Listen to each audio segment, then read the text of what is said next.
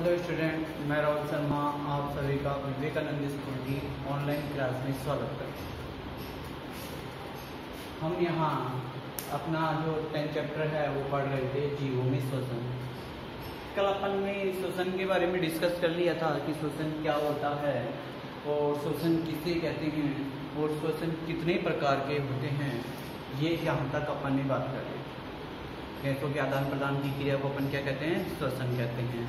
उसके बाद में जो श्वसन होता है दो प्रकार का बताया था मैंने, वायवीय श्वसन या ऑक्सी श्वसन या अवायवीय श्वसन या अनऑक्सी श्वसन। ठीक है, तो अपन इस फर्स्ट की बात कर रहे हैं वायवीय श्वसन की।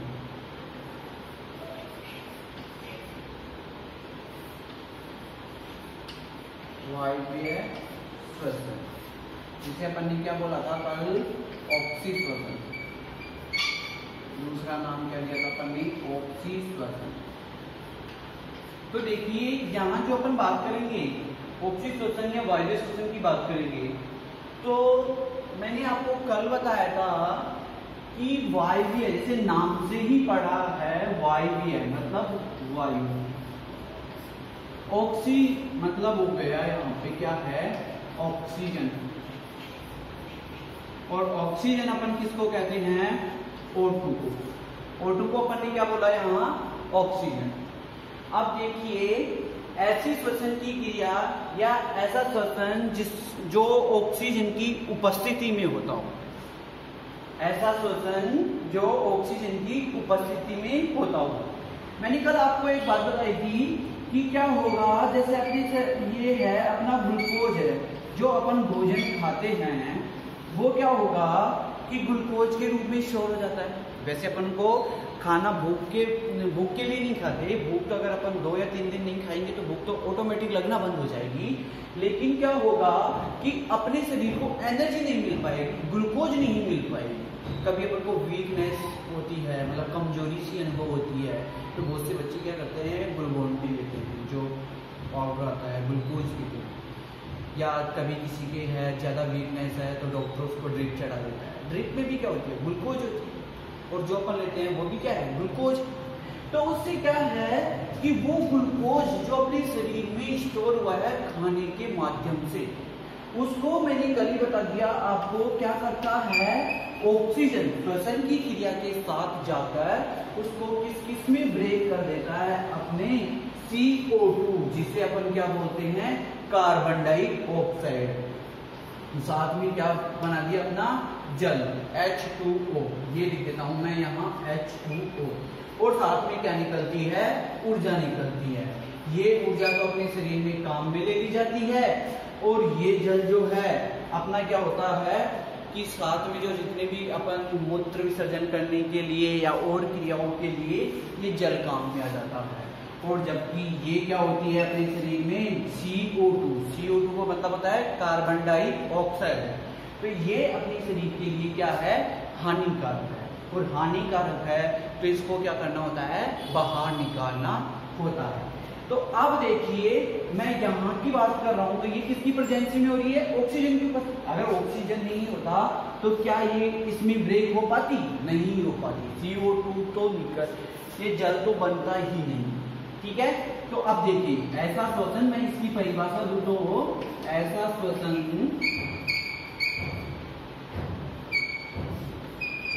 जो ऑक्सीजन की उपस्थिति में, ये लो, जो ऑक्सीजन की उपस्थिति में होता है, ऑक्सीजन की उपस्थिति में होता है,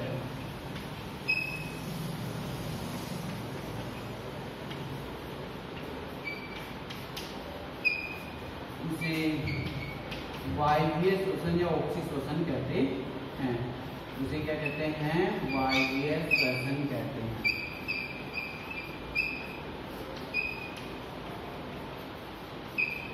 तो उसे अपन क्या कह रहे हैं, वायवीय श्वसन कह रहे हैं। तो देखिए किसकी उपस्थिति में हो रहा है ये श्वसन, ऑक्सीजन की उपस्थिति में हो रहा है श्वसन की क्रिया। और किस में टूट रही है, CO2 जल और ऊर्जा में। तो ये तो किसकी बात हो गई, ऑक्सीजन की। यदि आपसे पूछ भी लिया जाए, बहुत से क्वेश्चन ऐसे पूछते हैं, आपकी बुक के भी पीछे दे रखा है कि वायवीय श्वसन में क्या उत्पाद बनते हैं, तो क्या उत्पाद बनेंगे? CO2, जल और ऊर्जा। मैंने आपको 8th क्लास में बताया था कि इधर जितने भी रहने वाले होते हैं क्रियाफल होते हैं, इधर जितने भी रहते हैं वो क्या होते हैं? क्रियाफल रहते हैं, और इधर जितने भी रहते हैं वो क्या होते हैं? उत्पाद होते हैं। तो आपसे पूछ लिया जाए कि उत्पाद क्या बनेंगे, तो आपके पास क्या क्या है? CO2, जल और क्या है? ऊर्जा है। ठीक है ना? तो ये चीजें अपने पास क्या बन रही है? वहां बनेगी। तो अब देखिए, ये तो कौन सा हो गया अपने पास? ऑक्सीश्वसन या वायवीय श्वसन। अब इसके बाद यदि अपन बात करते हैं तो किसकी बात करेंगे? अनऑक्सीश्वसन की। तो अनऑक्सीश्वसन, अवायवीय श्वसन या अनऑक्सीश्वसन, अन लगा देता हूं मैं यहां आगे,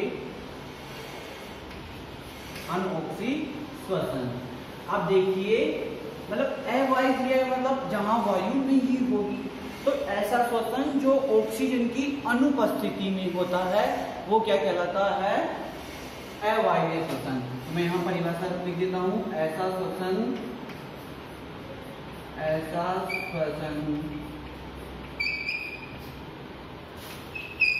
जो ऑक्सीजन की अनुपस्थिति में होता है, जो ऑक्सीजन की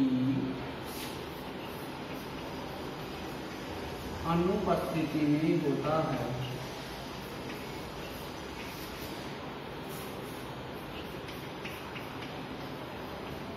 अनुपस्थिति में होता है, उसे अवायवीय श्वसन कहते हैं। क्या कहते हैं? अवायवीय श्वसन कहते हैं।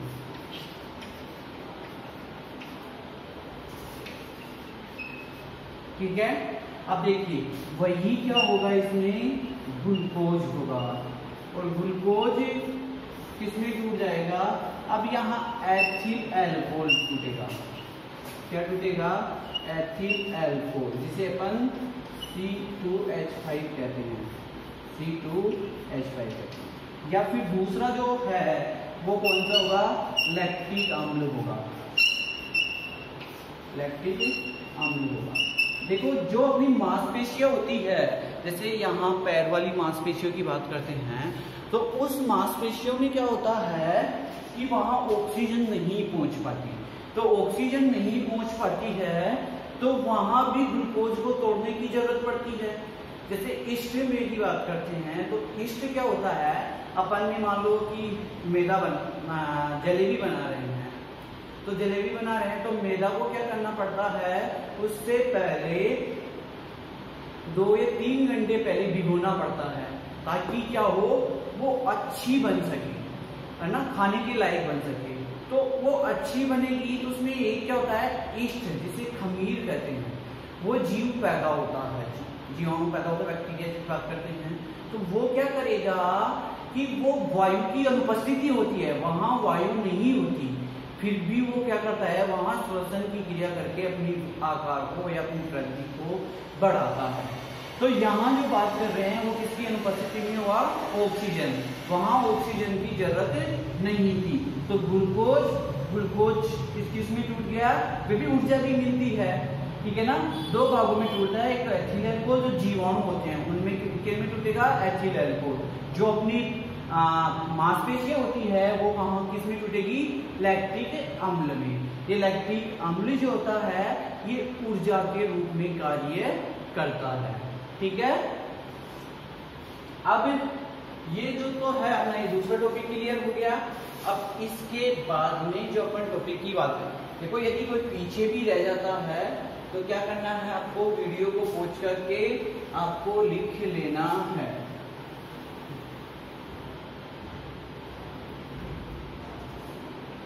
तो अब मैं यहाँ बात करता हूँ, आपका जो आगे वाला है टॉपिक है निःश्वसन।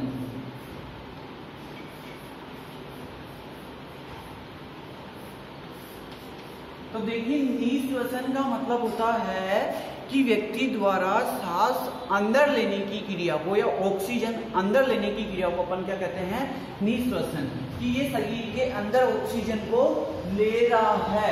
ठीक है, तो ऐसी क्रिया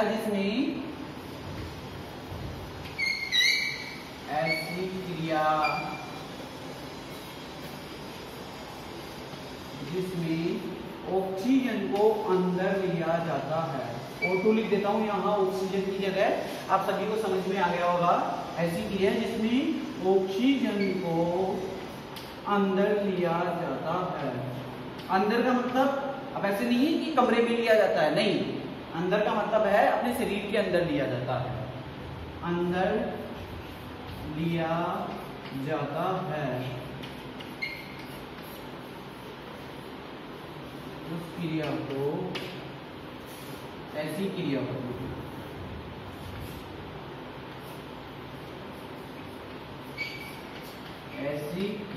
को निश्वसन कहते हैं।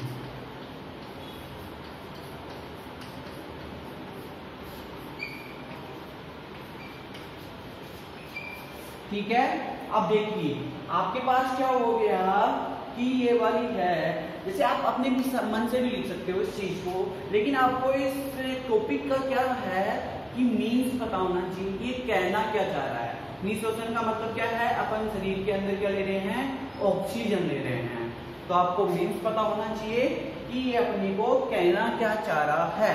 उसके बाद आप अपने मन से भी लिखोगे तो भी आपका जो आंसर है वो राइट रहेगा।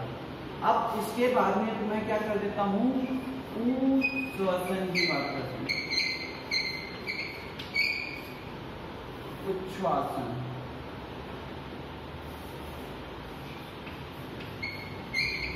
ठीक है ना, इसका मतलब होता है एक्सील, मतलब बाहर निकालना, कि अपन क्या कर रहे हैं, अब ये पूरी क्रिया वैसी की वैसी लिखनी है। अब लेकिन अपन को क्या करना है, इसके अंदर देखो ये तो निश्वसन की परिभाषा हो गई थी, मैं इसी में करेक्शन कर देता हूँ। इस अंदर को अब आप कॉपी में मत काट लेना, मैं यहाँ काट रहा हूँ तो ठीक है, आपको तो दूसरी परिभाषा ये लिखनी है।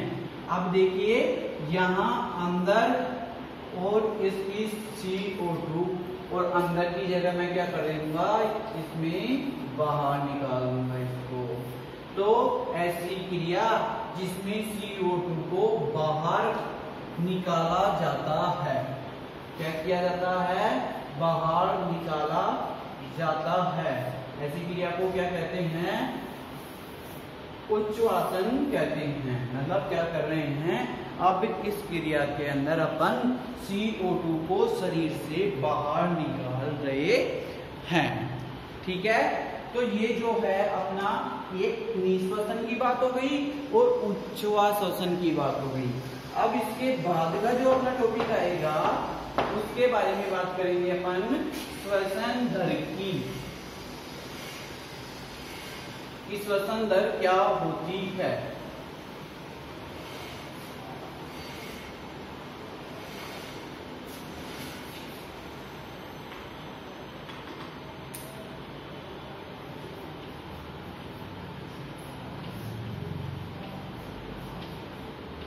तो देखिए एक व्यक्ति 1 मिनट में कितनी बार श्वसन की क्रिया कर रहा है वो क्या कहलाती है, श्वसन दर कहलाती है। मतलब अंदर ले भी रहा है और निकाल भी रहा है, तो वो कितनी होती है या अपन बात करते हैं उसे क्या कहते हैं। तो एक व्यक्ति, एक स्वस्थ व्यक्ति द्वारा, एक स्वस्थ व्यक्ति द्वारा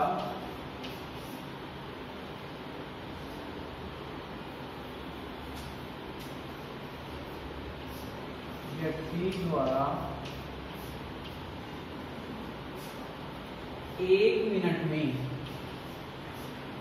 या आप 1 मिनट की जगह प्रति मिनट लिख सकते हो यहां,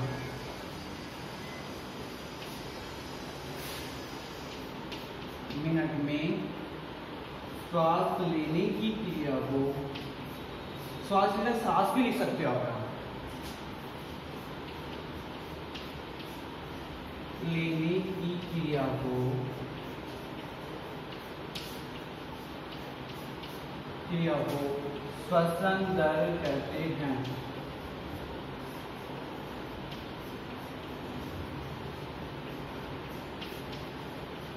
क्या कहते हैं अपन? श्वसन दर कहते हैं कि एक व्यक्ति 1 मिनट के अंदर कितनी बार श्वसन की क्रिया कर रहा, कितनी बार ऑक्सीजन को अंदर ले रहा है और कितनी बार CO2 को बाहर निकाल रहा है। अब इसमें आप नोट करके लिख सकते हो कि एक जो व्यक्ति होता है उसकी श्वसन की जो दर होती है, एक व्यक्ति की श्वसन दर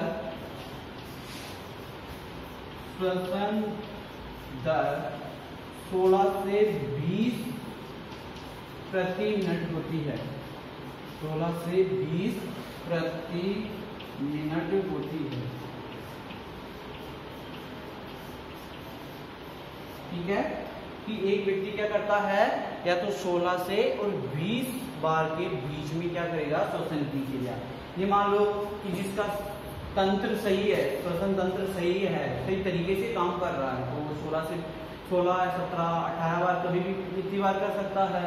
लेकिन यदि किसी को अस्थमा वगैरह है, हीमोग्लोबिन की कमी है, तो वो 20 बार से भी ऊपर कर सकता है। ठीक है, तो अपन स्वस्थ व्यक्ति की बात की है यहाँ पे, ध्यान रखना, जो जिसकी किसी प्रकार की कोई बीमारी नहीं हो, तो उनकी बात कर रहे हैं अपन कि जो भी व्यक्ति स्वस्थ व्यक्ति होगा उनमें एक रेशियो निकाला जाता है 16 से 20 बार। अब किसी के 17 बार भी हो सकती है, किसी के 18, 19, 20, इनमें से कोई भी हो सकता है। ठीक है, तो अब तक का जो ये अपना ये टॉपिक है, ये आज जो हमने पढ़ा है वो साथ ही साथ क्या होना चाहिए, लर्न होना चाहिए।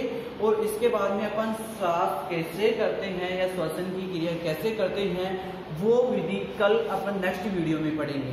कि जैसे अपन पहले ये नासिका द्वार हो गए, इनके अंदर नासिका गुहा हो गई, फिर शरीर के अंदर जाती है, फिर श्वास नली में जाएगी, फिर फेफड़ों में जाएगी, फिर रक्त उनको पहुंचाएगा। वैसे अगर जनरली मैं आपको बताऊं तो कल के वीडियो में मैंने ये सारा सब कुछ बता दिया था कि किस प्रकार अपन श्वसन लेते हैं, फिर किस प्रकार अंदर जाती है, किस प्रकार फेफड़ों में जाएगी और किस प्रकार अपने पूरे शरीर में जाती है। लेकिन उस चीज़ को एक बार और देखेंगे, मतलब उस टॉपिक को एक बार और देखेंगे और उस टॉपिक के बारे में और ज़्यादा डिटेल से अपन नेक्स्ट वीडियो में पढ़ेंगे। धन्यवाद।